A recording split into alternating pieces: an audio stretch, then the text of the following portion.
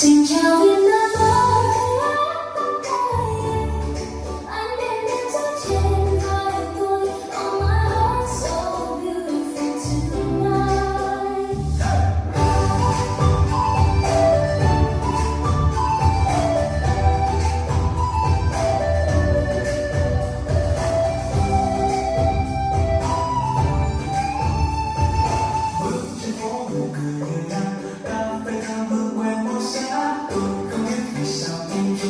日子